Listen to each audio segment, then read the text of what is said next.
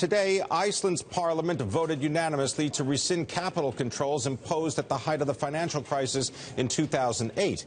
But it will impose new taxes on investors trying to pull their money out. Iceland's Prime Minister, Sigmundur Gunnlaugsson, is with us on the telephone now from Reykjavik. Prime Minister, thank you for being with us. Can you give us an update of exactly what is this new tax and who will it apply to? Hello. Yes, it will only apply to the estates of the failed banks. So it's not a tax on new investors or anyone else, but the estates of the failed banks have been the main hindrance when it comes to lifting capital controls, simply because they were so huge in comparison with the Icelandic economy. When the banks failed, they were 10 times the size of Iceland's GDP. So they have been in a winding up process now for close to 7 years.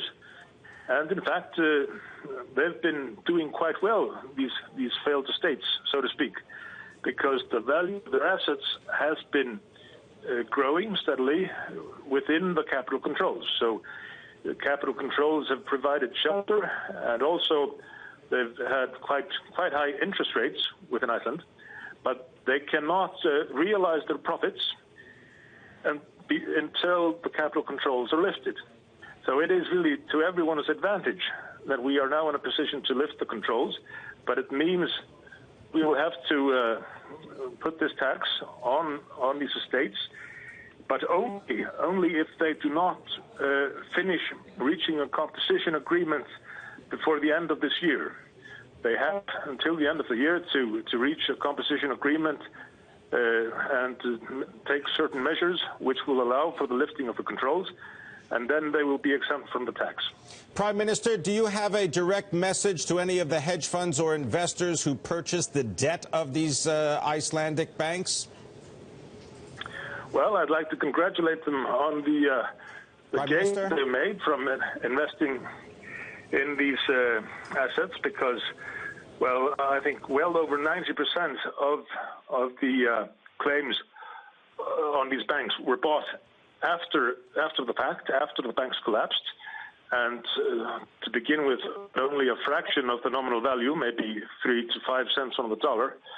It is now considerably higher than that, the value.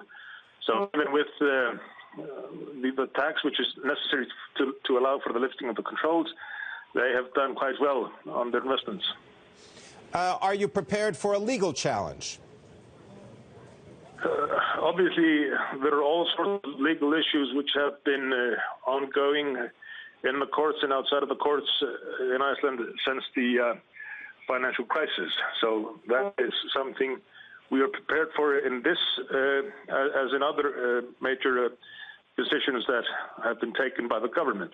However, we are very confident in the legislation we have just presented, and have no doubts about its legal validity.